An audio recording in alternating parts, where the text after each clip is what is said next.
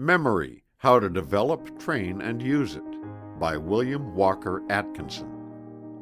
Chapter 12. How to Remember Faces.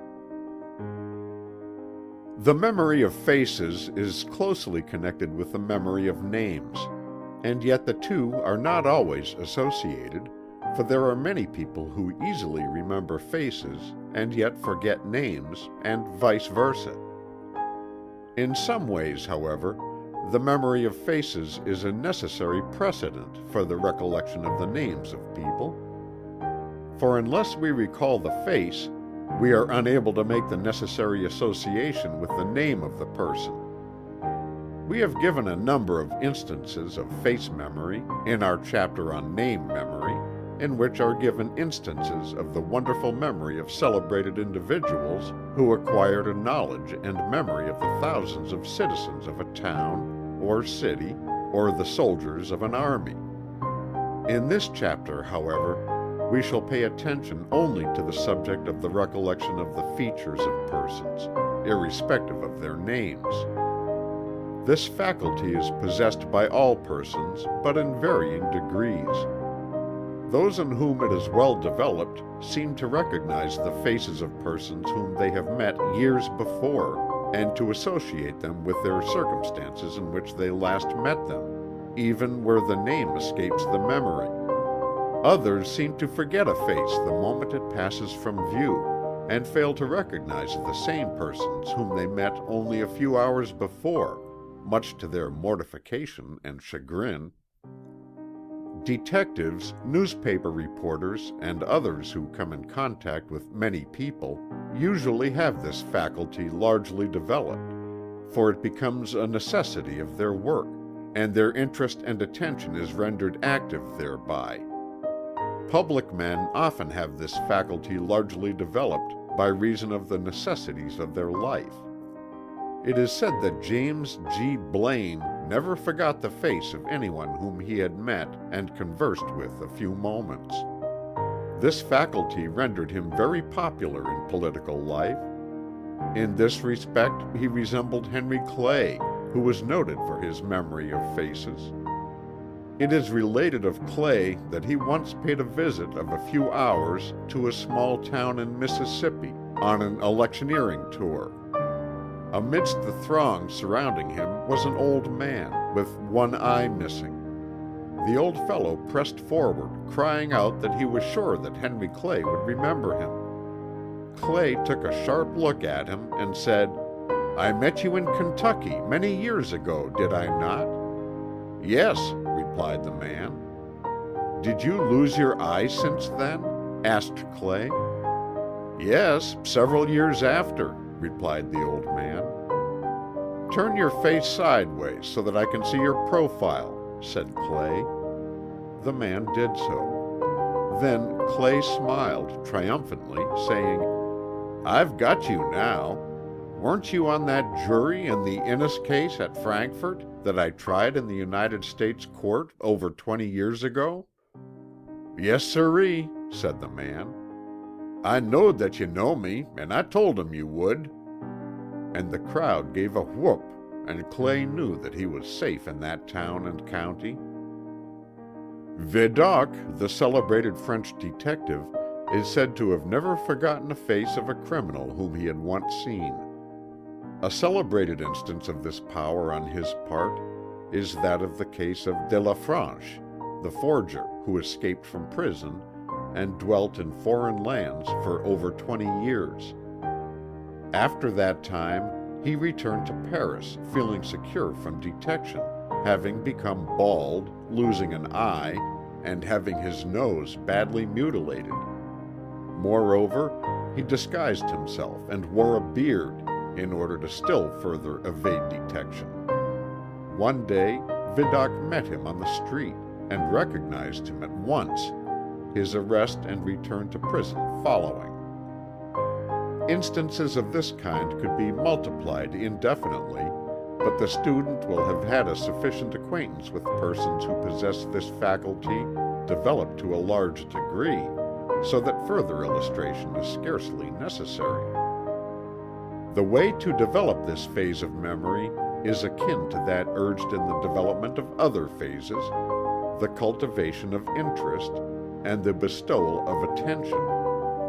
Faces as a whole are not apt to prove interesting. It is only by analyzing and classifying them that the study begins to grow of interest to us. The study of a good elementary work on physiognomy is recommended to those wishing to develop the faculty of remembering faces, for in such a work the student is led to notice the different kinds of noses, ears, eyes, chins, foreheads, etc., such notice and recognition tending to induce an interest in the subject of features. A rudimentary course of study in drawing faces, particularly in profile, will also tend to make one take notice and will awaken interest. If you are required to draw a nose, particularly from memory, you will be apt to give it your interested attention. The matter of interest is vital. If you were shown a man and told that the next time you met and recognized him, he would hand you over $500, you would be very apt to study his face carefully and to recognize him later on. Whereas the same man, if introduced casually as a Mr. Jones, would arouse no interest, and the chances of recognition would be slim. Halleck says, "Every time we enter a streetcar, we see different types of people, and there is a great deal to be noticed about each type. Every human countenance shows its past history to one who knows how to look. Successful gamblers often become so expert in noticing the slightest change of an opponent's facial expression that they will estimate the strength of his hand by the involuntary signs which appear in the face, and which are frequently checked the instant they appear.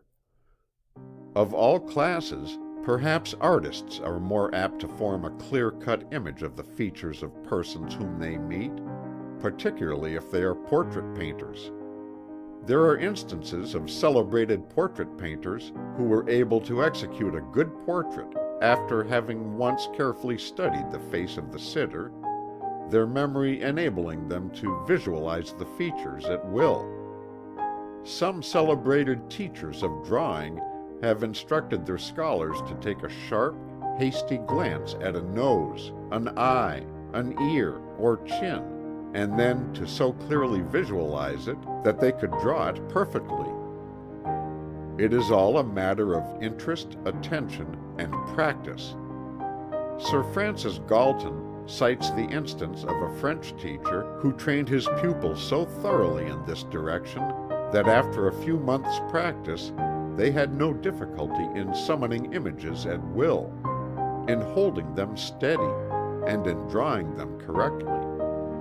He says of the faculty of visualization thus used, "A faculty that is of importance in all technical and artistic occupations, that gives accuracy to our perceptions and justice to our generalizations, is starved by lazy disuse instead of being cultivated judiciously in such a way as will, on the whole, bring the best return.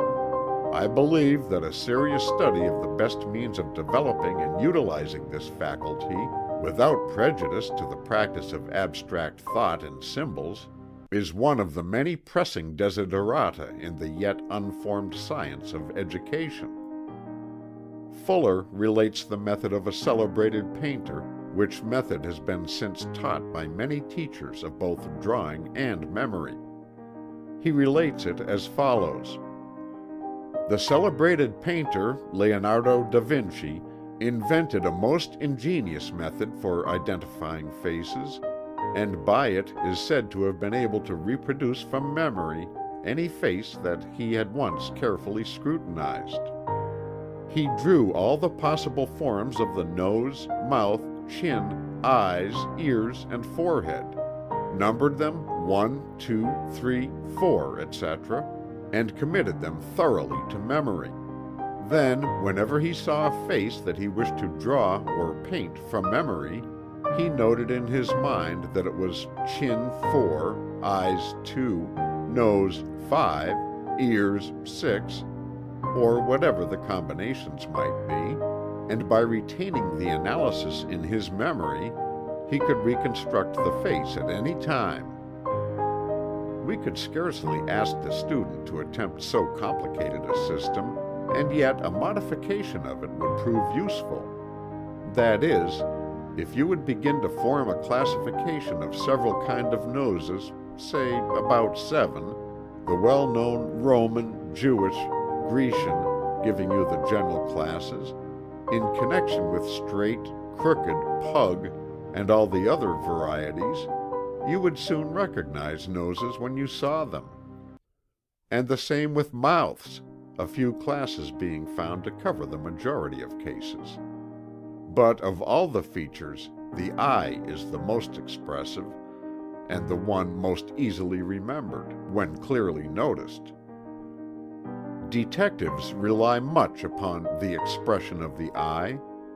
If you ever fully catch the expression of a person's eye, you will be very apt to recognize it thereafter. Therefore, concentrate on eyes in studying faces. A good plan in developing this faculty is to visualize the faces of persons you have met during the day, in the evening. Try to develop the faculty of visualizing the features of those whom you know. This will start you off right. Draw them in your mind. See them with your mind's eye until you can visualize the features of very old friends. Then do the same with acquaintances, and so on, until you are able to visualize the features of everyone you know. Then start on to add to your list by recalling in the imagination the features of strangers whom you meet. By a little practice of this kind, you will develop a great interest in faces and your memory of them, and the power to recall them will increase rapidly.